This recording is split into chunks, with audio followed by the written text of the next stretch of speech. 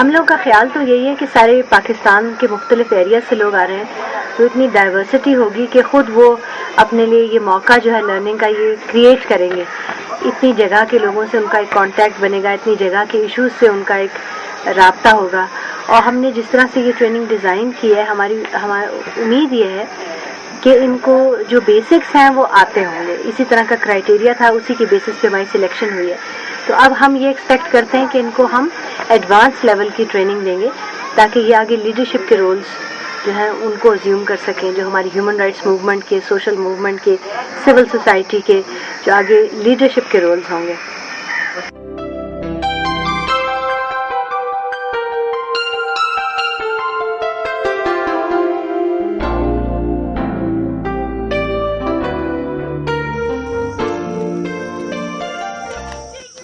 اس میں جو long term hopes ہیں ہماری، وہ یہ ہیں کہ جو اگلی جنریشن ہے ہماری ایکٹیوسٹ کی، اس کو آہستہ آہستہ گرومنگ کی ضرورت ساتھ ساتھ کہ ہم لوگ کرتے جائیں، اور اس ہوپ کے ساتھ کہ ایک کرٹیکل ماس کریٹ ہو کچھ سالوں کے اندر جو ہماری سوشل موومنٹس کو، ہماری تنظیموں کو، ہمارے انیشیٹوز کو انفارم کر سکے، جو اس کو گائیڈ کر سکے. اس کے جو کل کے جو لیڈرز ہیں وہ ان ٹریننگز میں سے نکل کے باہر آئیں مختلف ایشوز پہ کام کرنے کے لیے.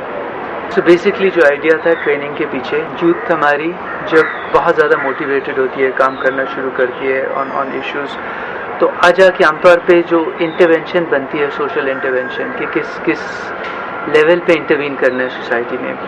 وہ بہت ہی سمپل بیسک سرفیس کی چیزیں آ جاتی ہیں.